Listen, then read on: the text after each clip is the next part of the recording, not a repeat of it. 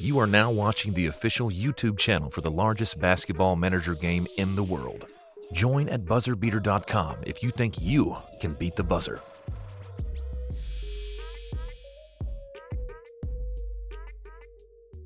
What is going on, everyone? Welcome back to Bubbles BuzzerBeater, the official BuzzerBeater YouTube channel.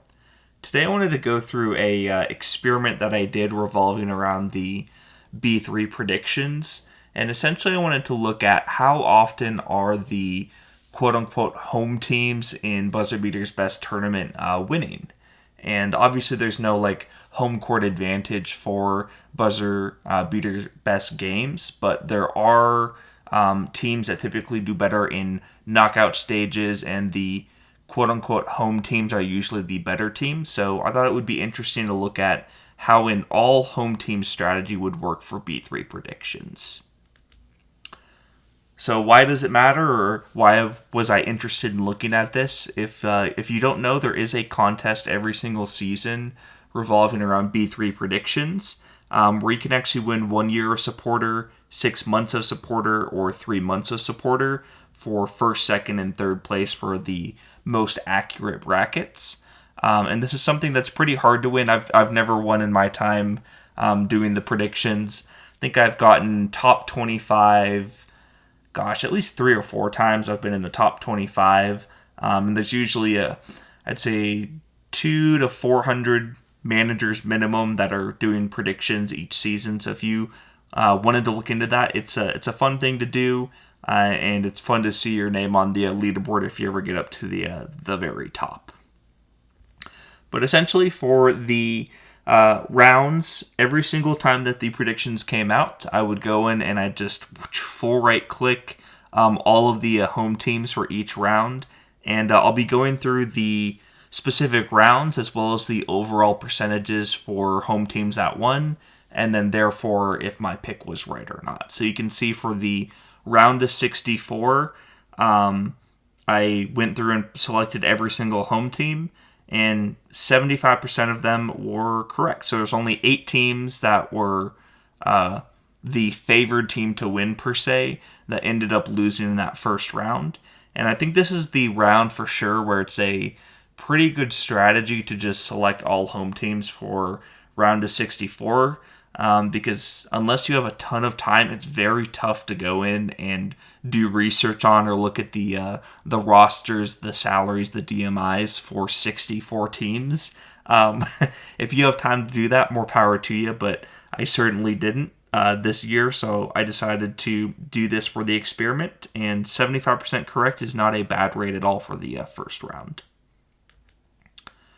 Then for the round of 32, once again selected all the home teams and had a pretty solid round. Got 13 of 16 correct for the matches, so only missed 3 of them there, or there was only 3 upsets, home teams that lost. And then that brought the overall percentage up to 77.1% for all home teams. Then in the Sweet 16, this is the best round that I had. This was a perfect 8 for 8 for home teams in the Sweet 16. So 100%, I got every single point I could possibly get from there. Also, if I didn't mention in the beginning, you'll see that the points differ per round. So as you get to later rounds, the games become more valuable to predict correctly because you get more points for guessing correctly. But this was a perfect round where I got 8 of 8, which brought the overall percentage up to 80.4%. And then this was the closest that I got to being on the top 25 leaderboard. I was actually just 1 spot out of it. I was tied for 30th with 103 points at this point.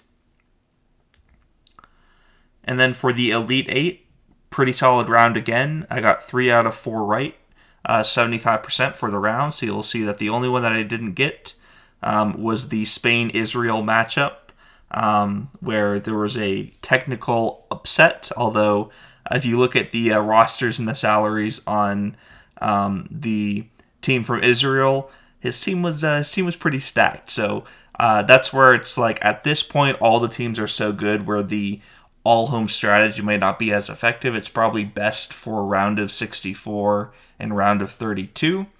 But the Elite 8 still fared pretty well. I got up to 127 points and then dropped down slightly to 40th overall, or tied for 40th. And then you'll see the percentage for the overall home team's winning percentage was holding strong at an 80%. And then we have the Final Four, and this was where I'd say this is the spot where to for sure don't go with just this all-home strategy and to actually look at the teams, because there's only 4 teams to look at, and you can definitely make some assumptions on who might be better off looking at the salaries of players, looking at the game shape updates of players, and just how much salary and how many players are in like each team's rotations. This is one where I looked at the teams because I was curious, and I actually would have predicted the 2 road teams to win in the Final Four if not for this experiment. So unfortunate, but I wanted to see it through and see how the experiment ended up. So I ended up going 0 of 2 for this round, and it dropped the overall percentage down to 77.4%.